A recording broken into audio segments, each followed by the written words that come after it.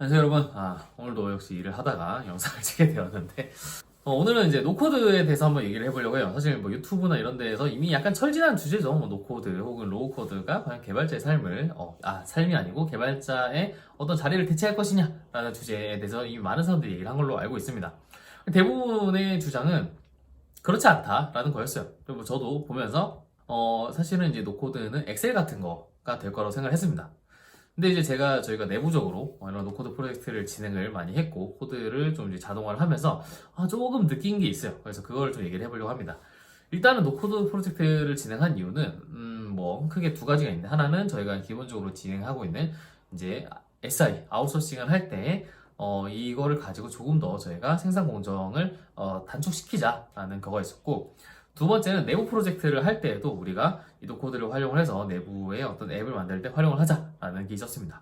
이렇게 노코드 프로젝트를 진행했을 때 저는 사실은 저희가 이제 어느 정도 의미 있는 성과를 거뒀다고 생각을 하는데, 실제 노코드가 좀 저의 생각에 미친 영향에 대해서 좀 말씀드리겠습니다.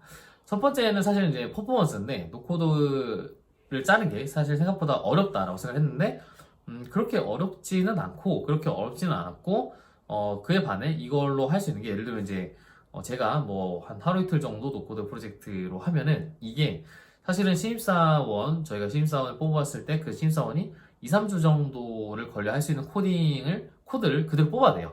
그래서 이거를 잘 세팅을 하면은 분명히 엄청나게 이제 퍼포먼스적으로 그 이득이 있다라고 생각을 했었고, 두 번째는 사실은 사람이 이제 코딩을 하다 보면은 무조건 실수를 하잖아요. 그죠? 무조건 실수를 합니다. 그래서 여기서 내가 이제 나는 코딩하면 실수 안 할 것 같은데 왜 버그가 있는지 이해를 못 하겠다라고 하는 분은, 살면서 내가 타자 치면서 얼마나 오타를 많이 냈는지만 생각해도 내가 여러분이 버그를 얼마나 많이 만들 건지 대충 예상할 수 있습니다. 그런데 이거는 버그가 안 납니다. 그러니까 한번 이걸 고쳐놓으면은 버그가 안 나요. 그러니까 우리가 아무리 이제 모듈화를 해놓고 이거를 너네가 이러한 가이드대로, 이 구조대로 코딩을 해라 라고 해도, 결국은 이 사람이 시니어가 되고 다시 주니어를 뽑아서 주니어에게 인수인계가 되면은 똑같은 실수를 또 해요. 그리고 시니어도 당연히 똑같은 실수를 또 할 수도 있고. 그러니까 개발하면서 결국 느끼는 거는 이 사람의 실수를 우리가 막아야 되는데, 그걸 막는 게 정말 어렵다라는 겁니다. 그래서 이런 부분이 줄어드는 것만으로도 저는 엄청 큰 효과가 있다고 생각을 하죠. 그래서 저는 사실은 이 노코드나, 그리고 이제 실질적으로 되게 많은 이제 IT 기업에서 이제 이런 코드의 어떤 자동화에 대한 요구가 있다고 생각을 하고 이런 프로젝트를 많이 하고 있는 걸로 알고 있는데, 사실은 미래 개발자들에게 좀 영향을 미칠 거라고 저는 생각을 합니다. 근데 그게 단순히 이제 노코드가 나왔으니까 뭐 개발자들이 필요가 없어질 거다라는 것보다는 좀 다른 방향일 거라고 생각을 해요. 우리가 기본적으로 지금까지는 이 IT 제품을 생산하는 공정 과정이 사실 굉장히 다른 산업에 비해서 낙후돼 있었죠. 무언가 정말 제대로 된 공정 과정에 의해서 개발을 하는 경우가 사실 많이 없었어요.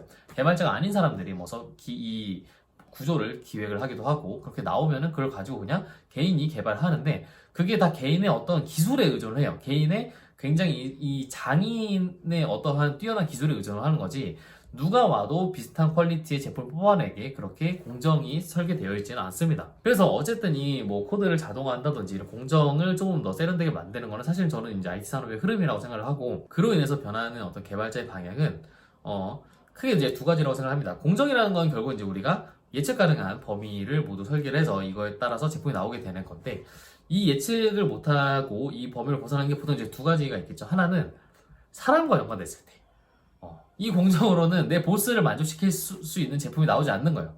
혹은 내 디자이너를 만족시킬 수 있는 제품이 나오지 않다든지, 혹은 예를 들어 서비스를 운영을 하면서 전혀 이 공정 과정에서 예측하지 못하는 문제가 생기는데 그거를 컨트롤할 수 있는 사람, 그런 쪽으로 계속 가게 되고, 이런 부분, 예를 들어 뭐 디자인이라든지 이런 거는 사실 하는 거는 그 코딩을 짜는 거는 많이 어렵진 않지만, 이거를 굉장히 설계 과정에 넣어서 모든 부분을 만족시키도록 하는 건 어렵겠죠. 어느 정도 규격이라는 게 생길 거니까.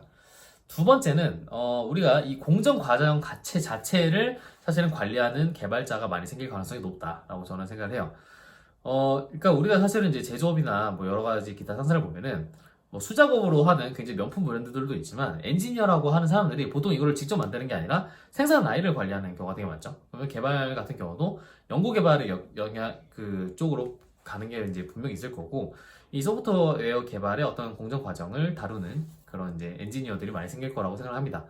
그래서 지금 어떤 이제 부트캠프 식에 내가 이제 프레임워크를 공부를 하고 혹은 어떠한 특정 툴을 공부를 해서 이 툴을 잘 사용하는 형태의 개발만을 공부를 하고 내가 앞으로도 그렇게만 개발 공부한다면 사실 그런 개발자들의 미래가 그렇게 밝을까라는 생각을 좀 합니다. 그래서 저는 이거는 저한테 이제 수업 듣는 분들은 사실 이거까지 왜 가르쳐주지? 이렇게 생각하는 게 있을 수 있는데 저는 이런 예를 들어 백엔드 API를 가르칠 때 보면은 단순히 이제 프레임워크를 가르치지 않고 프레임워크 없이 HTTP 서버 만들기 하고 그리고 TCP, UDP도 직접 한번 해보고 소켓을 이용해서 뭐 이런 서버 간의 통신도 해보게 합니다.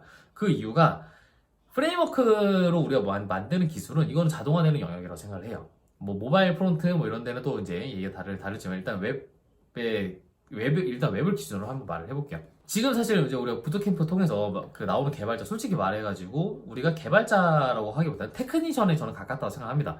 스프링 부트캠프, 스프링에 대해서 공부하는 부트캠프를 다 왔다. 스프링에 대한 테크니션인 거죠, 사실은. 내가 정말 진짜 웹 개발자가 되었나? 라고 내가 이제 자신할 수 있다. 그러면 사실 대단하신 거예요. 실제로 보면은 이제 뭐 부트캠프를 해가지고 리액트 수업을 들었어요. 그러면 이분한테 우리가 리액트는 결국 웹 기반인데 그러면 이 사람이 제대로 이제 준비가 됐다면 HTML 베이스에 여러 다른 템플 이런 것도 충분히 적용해서 할 수 있지만 그렇게 안 되는 경우가 대부분이에요. 그렇게 안 되는 경우가 대부분인데 지금은 괜찮죠. 왜냐면 리액트라는 게 굉장히 유망하고 잘 많이 쓰고 있고 근데 이런 식의 공부만으로 계속 나의 개발 스킬이 늘어난다면 이러한 이제 프레임워크를 통해서 우리가 코딩을 짜는 부분들이 어떠한 공정 과정에 녹아들어서 사람이 다루지 않는 영역이 됐을 때 그 개발자들의 자리는 어디로 갈까? 그런 이제 의문이 저는 드는 거죠. 노코드 프로젝트를 하면서 그런 의문이 생겼습니다. 그러면 이제 공정 과정을 다루는 소프트웨어라는 개념 뭐냐? 제 생각에는 조금 더 원리적인 거를 저는 다루는 부분이라고 생각을 해요. 사실 우리가 이제 뭐 예를 들면 뭐 무슨 라우팅을 하고 뭘 하고 이 데이터 통신 규격에 맞고 하고 이런 거는 공정 과정 네, 다 녹여낼 수 있는 부분이라고 생각을 합니다.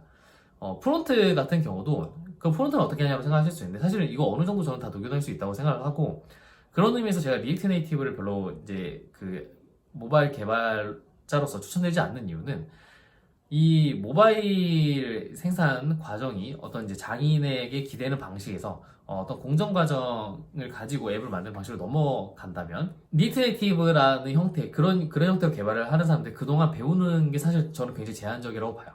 그러니까 일종의 DIY 형태의 코딩이 굉장히 많을 거기 때문에 진짜 우리가 모바일 앱 혹은 이런 거를 통해서 개발을 하면서 우리가 알아야 되는 것들 사실은 못 배우고 넘어가는 경우가 되게 많은 거죠. 그러면 나는 어차피 지금 한 반년, 1년 한 거고 이거를 가지고 내가 계속 공부하면 되지 않냐 라고 이제 사실 생각을 많이 하는데 그렇게 되면 정말 좋고 근데 저는 지금 이제 개발자 이제 커뮤니티나 기류가 보면은 노코드 이거 절대 개발자 대체 못한다. 로우 코드 이런 거 개발자 절대 대체 못한다. 사실 이렇게 생각을 많이 하시기 때문에 과연 사람들이 그런 준비를 할까 이런 생각을 많이 합니다. 스프링푸트 대세인데 혹은 이제 저는 노드를 빠기 때문에 노드라고 하면 이제 사실 뭐 프레임워크도 몇 개 없겠죠. 뭐 예를 들어 뭐 익스프레스나 코어라고 치면은 그 대세인데 그거는 그냥 계속 하면 되겠지 라고 생각하는 가능성이 높지 않나 라고 생각하는 게 제 의견이죠. 그래서 이제 저는 사실은 제가 생각하는 거를 저희 수강생들한테 막 굳이 설명을 막 엄청 하진 않지만 원리적인 거를 그래서 저는 사실 많이 녹여내요. 그래서 굳이 TCP, UDP 뭐 예를 들어 이제 백엔드 한다면은 그런 것도 다 녹여내서 했고 굳이 프레임워크 하지 않고 Node.js 활용해서 HTTP 서버도 만들어보고 뭐 이런 식으로 어쨌든 기본적으로 우리가 알아야 된다. 미래에는 그게 중요하다라고 생각을 하기 때문이죠. 뭐 사람마다 생각하는 게 다릅니다. 근데 어쨌든 제가 이렇게 생각을 하게 된 이유는 저는 개발자이기도 하지만 돈을 주고 사람을 고용해서 개발을 하기도 하는 입장에서 이 자동화에 대한 욕구는 사실은 없을 수가 없다고 생각해요. 기업의 입장에서는 무조건 있다고 생각하기 때문에 저는 이렇게 생각하고 개발자의 어떤 방향이 조금 달라지지 않을까. 그리고 현재 어떤 부트캠프의 그런 프레임워크를 잘 다루는 뭔가 약간 테크니션 같은 그런 사람들을 양성하는 그런 교육 그리고 그런 공부에 익숙해져 있다면 경각심을 가져야 된다 라는 말씀을 좀 드리고 싶었습니다. 아닐 수도 있습니다. 네, 여기까지입니다. 안녕.